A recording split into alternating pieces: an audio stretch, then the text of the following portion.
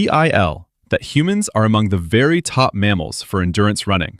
While we aren't the best sprinters, our slow twitch muscles and unique ability to sweat allow us to run steadily for long distances in hot weather to outlast prey. Yep. Case in point is how easy it is to get fat. Calorically, we are so efficient that we can basically get the energy to walk/jog a mile on a handful of nuts. In Bill Nye's immortal words, there's no machine known that is more efficient than a human on a bicycle. A bowl of oatmeal, 30 miles, you can't come close to that. He's talking about bikes, but our naturally insane metabolism is what makes it all possible. Eat some nuts, run 30 miles, finally kill the thing, carry it back. Survival. Most animals are like high-performance cars with no radiator. They overheat quickly. Because humans sweat, we can cool down while running. We just stay close enough to prevent the animal from resting until it literally collapses. Fun fact, there is an annual man versus horse marathon in Wales where humans actually compete against horses over 22 miles. Humans have won the entire race several times, most recently in 2023 and 2025, usually on particularly hot days when the horses overheat faster than the runners.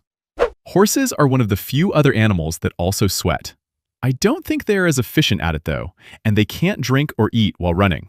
It's kind of a nightmare scenario for animals we hunted back in prehistoric days. They could outrun us easily enough and put space between themselves and us, but we just kept coming. They couldn't get away. They'd run until they were too exhausted to keep escaping, at which point they'd be easy prey for us.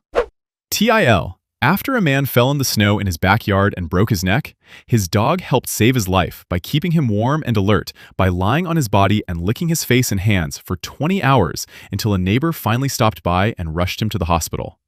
After surgery, he was able to walk again. I know a surprising amount of people that broke their neck and recovered fully. In fact, none of them had any lingering paralysis of any form. I guess its level of injury required to get to that point is quite extreme. TIL. Nearly 80% of U.S. workers report that they have been victims of career catfishing from employers, which, in this context, the term describes when a company misrepresents a job, their company culture, or compensation to lure in candidates. I interviewed as an event coordinator for a big hotel chain. I was told after getting the job I would spend a week training in different facets to get an all-around knowledge. The first week was bartending in the main restaurant at breakfast, and so was the second, and the third, etc. I was eventually told that was actually the job, and they tricked me because they knew I wouldn't have accepted otherwise. Walked out, of course. I interviewed for an A/V job at a hotel. They needed someone to set up gear and do maybe an hour of sales per week. I asked to see the equipment, but the interviewer said he had another appointment and didn't have time to show me. I took the job because I live in a small market, and it was my only option without traveling 75% of the time. Turns out they had no equipment and they needed someone to build an entire AV department from scratch. When I said no, they gave me a $30,000 per year salary bump and a director title. Still at this job, have 4 techs under me and mostly work from home now. It worked out for the most part. TIL, a 2022 study revealed that 35% of the adults in Japan intend to never travel again.